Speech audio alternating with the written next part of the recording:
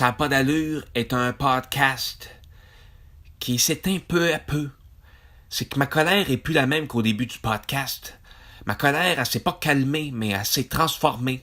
Aujourd'hui, quand je me mets à penser que ça n'a pas d'allure, plutôt que de passer 1 heure à me plaindre comme je faisais avant, ma tête se met tout de suite en mode solution. Qu'est-ce que je pourrais faire, moi, là, maintenant, pour améliorer le monde dans lequel j'ai le bonheur d'avoir le fardeau d'exister, pour faire en sorte que ça aille un petit peu plus d'allure? Exemple, il y a des gens qui m'ont dit que je sautais les étapes parce qu'en sortant avec Isabelle, ma lune, mon soleil, mon univers tout en entier depuis déjà 2 mois et demi, je suis subitement devenu père de 2 beaux grands-enfants et grand-père d'une petite fille, Clara, 17 ans et demi. C'est fou, mais depuis que je suis grand-père, c'est psychologique, c'est mental.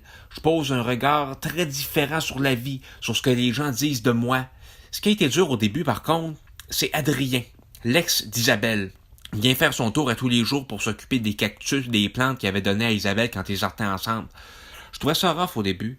Tu sais, l'espèce de réflexe de primate de se bomber le torse. Je pensais à mettre mon pied à terre puis à y dire à Adrien, tes hosties de cactus, là, je t'avais décrissé au vidange. Viens moins souvent. Viens plus. Décrisse, vieux cave de vieux fonctionnaire de la fonction publique de...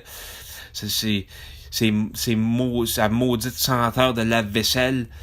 Non, je l'aimais pas ben Adrien.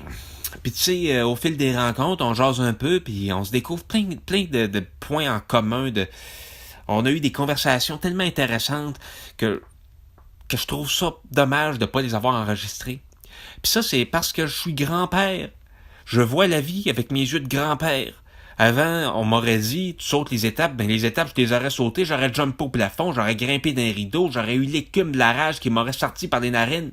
Mais maintenant que je suis grand-père, je prends une grande respiration, je pèse le pour et le contre, et je dis, OK, ça n'a pas d'allure ce que tu dis là, mais veux-tu en discuter autour d'une tisane?